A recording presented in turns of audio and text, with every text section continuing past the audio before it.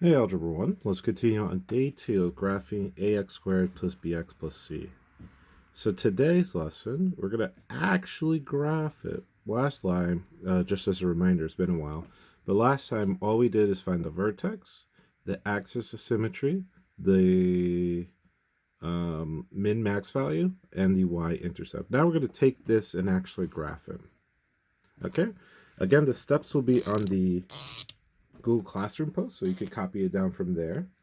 But step 1 is going to be, let's identify our A, B, and C. Oh, before we even identify our A, B, C, let's pick a graph. So let's take 3x squared minus 6x plus 2. So 3x squared minus 6x plus 2. Let's take that, okay?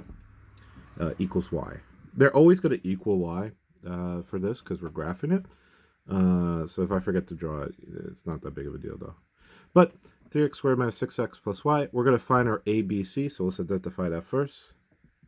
A is 3, b is negative 6, and c is 2.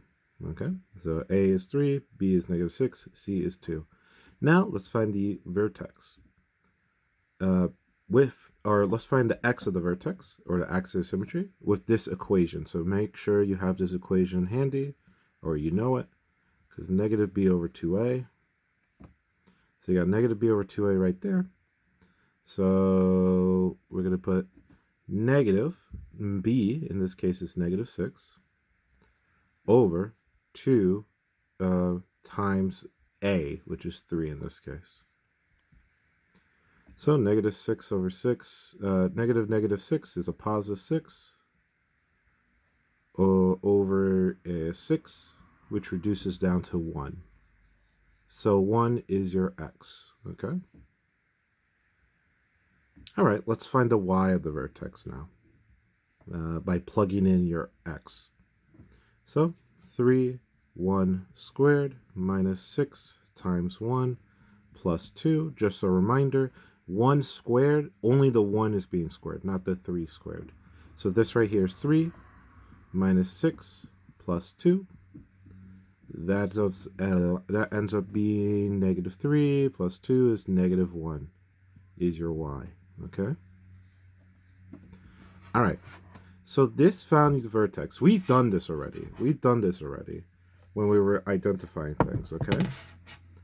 So we already done this, which is 1 comma negative 1.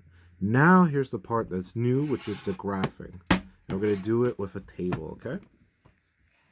So we're going to make an XY table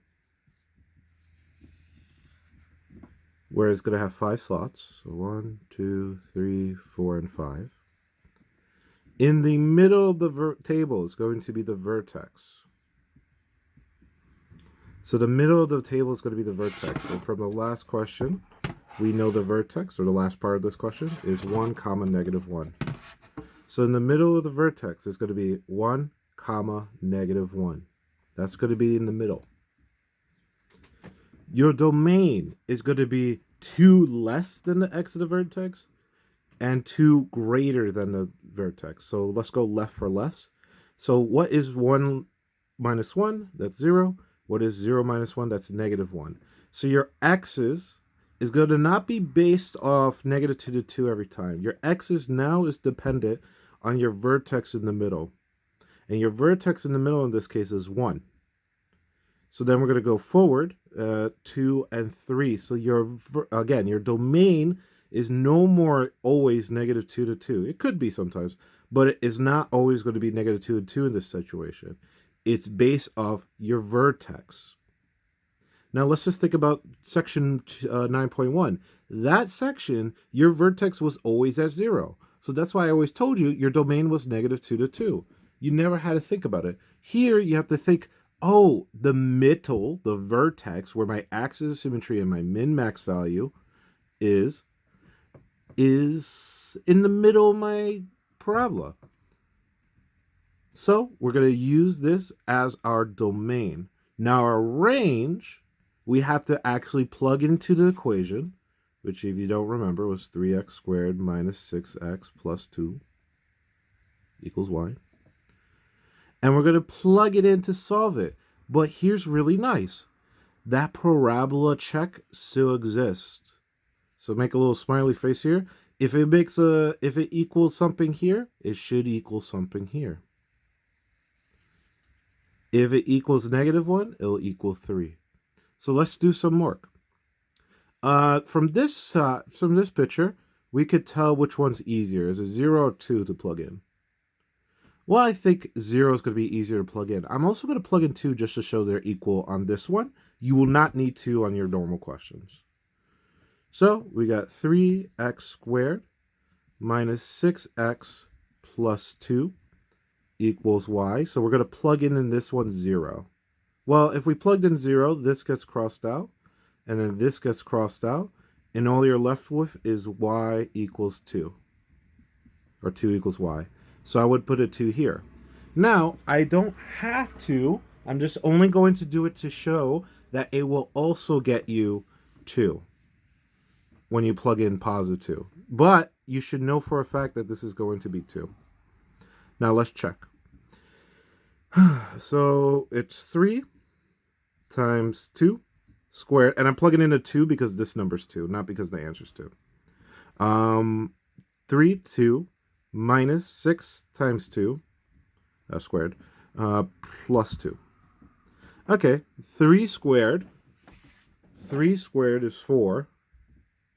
Or, yeah, 2, I'm sorry. 2 squared is 4, so that's 4. And then 4 times 3 is 12. Minus 6 times 2 is 12. Plus 2. Well, 12 minus 12 cancels out, so you're left with 2 equals y. So I just wanted to show you, if you plugged in either side, you'll get the answer. So what I'm going to say is plug in the easier side of the 2. Now this one's a toss-up. Maybe you don't like negatives enough, so you'll go with the 3. For me, I'm seeing 3 is a bigger number than -1, so I'm going to plug in the -1 in this one. But we don't have to do both. You just have to do at least one of the 2 pairings. So you either have to plug in -1 or plug in 3. For this, because of the example, I'll do both. But usually, I think I would do -1 in this case. So 3, -1 squared, minus 6 times -1, plus 2. -1 squared is positive 1, so times 3 is 3. -6 times -1 is going to be a positive 6, so that's plus 6, plus 2. And then add that all together, I should get 11. So this is 11. And let me just check over here. Again, you do not need to plug in both. The only reason I'm plugging in both is because this is the first time we're doing this. On the next example I will not be plugging in both. Okay, 3 squared minus 6 to the third plus 2. 3 squared is 9. 9 times 3 is 27. 6 times 3 is 18. It's still minus. It doesn't get canceled out in this one. Plus 2. 27 minus 18 is 9. Plus 2, which equals 11. So you can see how those match. Be extra safe, you could. You could be extra safe and plug it into both. But I'm just telling you, it will always be correct if you do it correctly. That's assuming if your vertex is correct. So just make sure you're doing your vertex correct. Okay? So, that's a quick recap of what we just did. We did, on this side of the board, literally what we did all of Friday, which is just use negative b over 2a and find our vertex. Then what we did is we took our vertex and plug it into here. And then from there, we're going to solve for the missing tables. And then you could do a little graph about it. The table I care about more, but you could do a graph about it at 0, 2, so it's up in here. -1, 11, so really high up here. It's in the camera. So 0, 2 is here. -1, 11 is up here. -1, -1, so that's just underneath the x-axis. 2, 2 is up here. And then 3, 11 is all the way up here. So we make our parabola. It's really sharp. It goes really high up because our a is bigger than 1, so it rises faster. So that's our parabola, okay? So this one is a big, long example because it's the first time we're teaching it. I'm going to do another example. Should take no more than 3 to 4 minutes. All right, here's our next example of the power of editing. 2x squared plus 8x minus 1. You can pause if you need to write it down. So I would recommend you try it yourself first and then just catch up with me. You like pause it and then you'll just play it when you need it to check something out. So step 1, identify your ABCs. I got a 2, I got an 8, I got a negative 1. Then we're going to use the equation negative b over 2a to find the x of the vertex. So that's negative 8 over 2 times 2, negative 8 over 4, 2 over 1, which is negative 2. Make sure you know it's negative 2. Okay. Then we take our negative 2 and plug it into the equation. 2 times negative 2 squared plus 8 times negative 2 minus 1. Negative 2 squared is a positive 4. 4 plus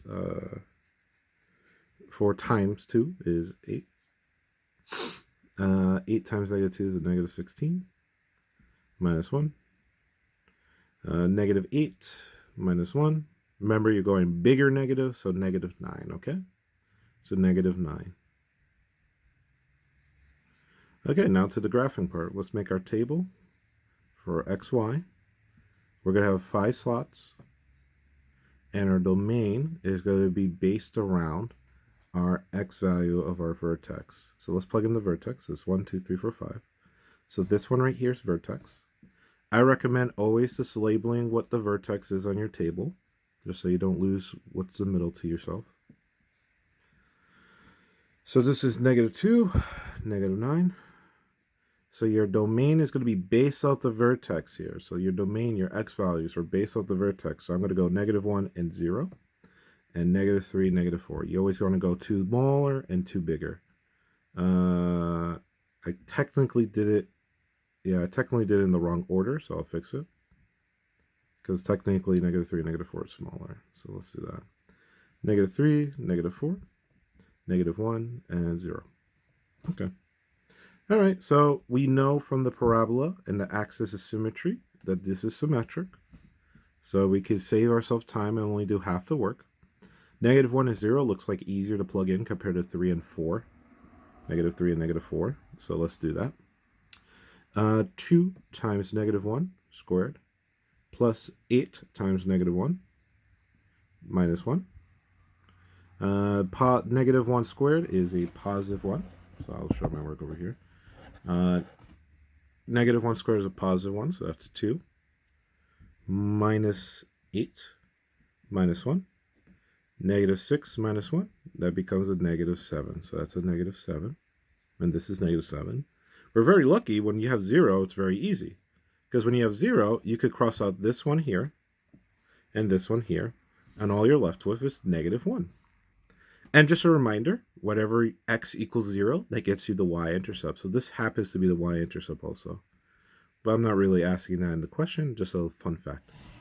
So I was able to do it in 3 minutes, so that's pretty beneficial. There's your examples. I'll have a Zoom if you want to ask questions. And good luck and have a fun rest of your day. Enjoy I think it's Israel independence, if I understand. So, Yom whatever, okay?